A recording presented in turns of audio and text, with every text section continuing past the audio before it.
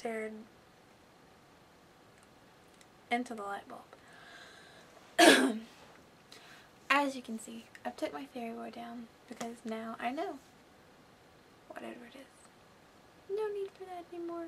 I think Charlie was a little concerned that I was going crazy too. But anyway, so this morning I get up and I go downstairs. Charlie's already gone. I grab a quick bite of breakfast. Go outside. I was hoping to get to school and inside before the rain started because I don't have my jacket, right?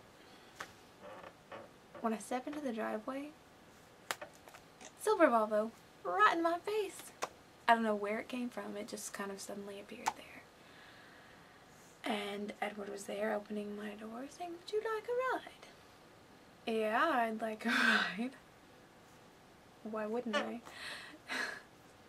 And he'd brought his jacket for me. Because apparently I'm too delicate to exist. So he has to constantly look out for me.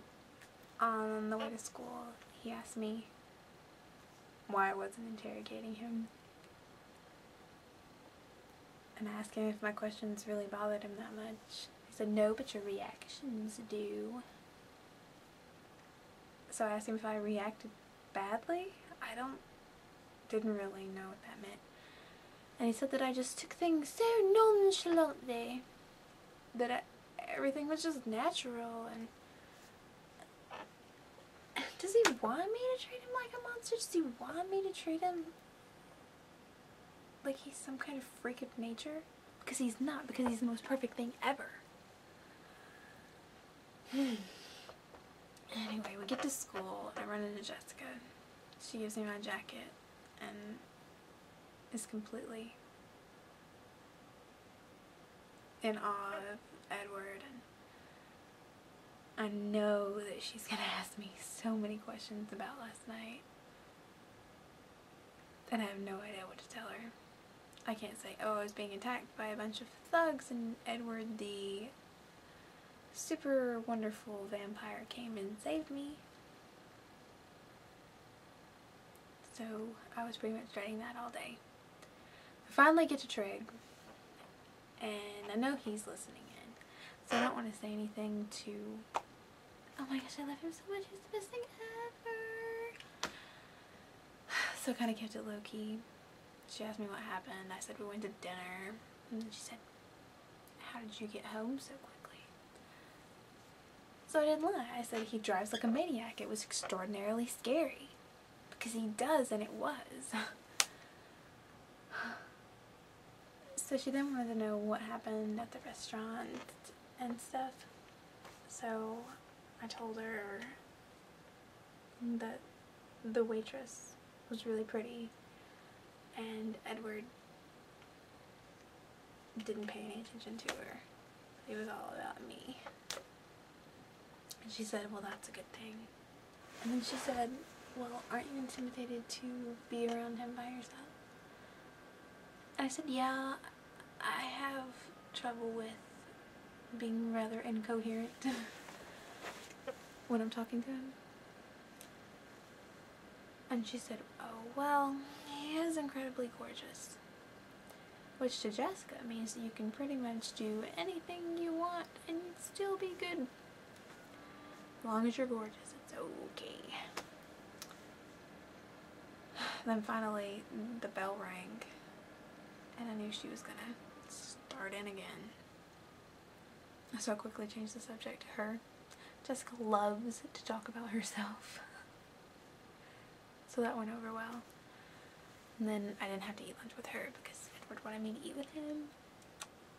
And he got all this food for me.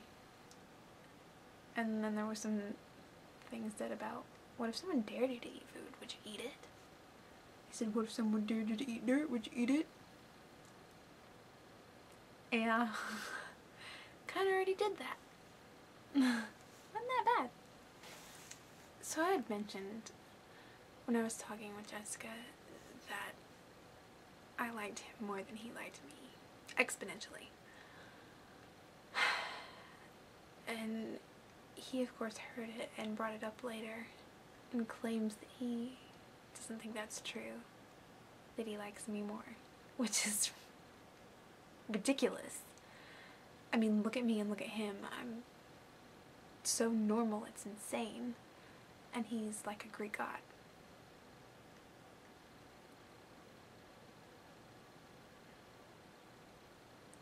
He's just perfect. I don't know why he's wasting his time with me. I'm not worth it.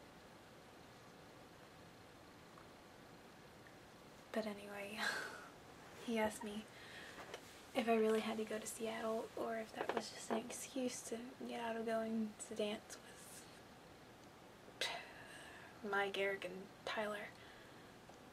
Tyler's his fault, and I'm still not forgiving him for that. I would like to go to an actual bookstore,